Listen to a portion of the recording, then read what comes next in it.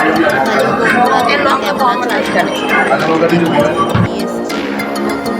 আজকে নিয়ে এসেছি দেখো নতুন একটা রেসিপি। সেটা হচ্ছে মুরগির ঝাল। জানি অনেকে তোমরা খাও না, কিন্তু যারা খায় তারা খুবই ভালো খায়, কারণ এটা ভীষণ টেস্টি। আর যারা রান্না করতে পারে তাদের মানে সত্যি তারা খুবই সুন্দর করে রান্না করার খুবই ভালো লাগে খেতে।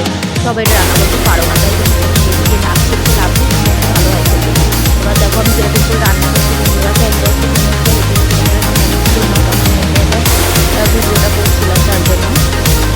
আর তোমরা দেখো আমি এরকম করে পেঁয়াজটা এরকম করে ভেজে নিচ্ছি। পেঁয়াজটাকে লাল লাল হবে, তারপরে তোমার এখানে আলুটা দিয়ে দিয়েছি। তারপরে দেখো তোমার পেঁয়াজটাকে লাল লাল হবে, তারপরে আমি মশলাটা দিয়ে দেবো। মশলাটা কিন্তু ভালো করে কষাতে হবে, আর মশলাই হচ্ছে কিন্তু মাংস রান্নার মেন। কারণ মশলা না হয় তাহলে কিন্তু ভালো লাগবে না। যেটা মাংস নয়, সরি, চিকেনের ঝাল তাও বলছি, এরকম যেহেতু ওরকম টাইপেরই, তো ভালো লাগে না খেতে। যে কোনো রান্না একটু মশলাটা কষাতে হয়। দেখো আমি খুব সুন্দর করে রান্না করছি, দেখো শেখো তোমরা আমার থেকে, শেখো বন্ধুরা, শেখো এরকম করে। যাই হোক, জাস্ট ফান।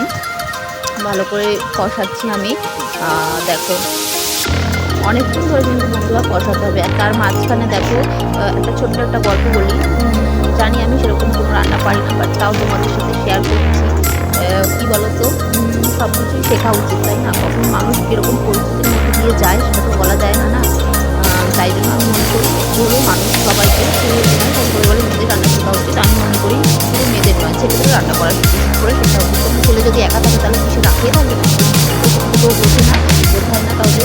ছেলেদেরও রান্না শেখা করা উচিত, আর মেয়েদের তো রান্না সবাই জানে, মা বোনরা সবাই রান্না আমরা পারি। কত সুন্দর আমি রান্নার কথা এটা মশলাটা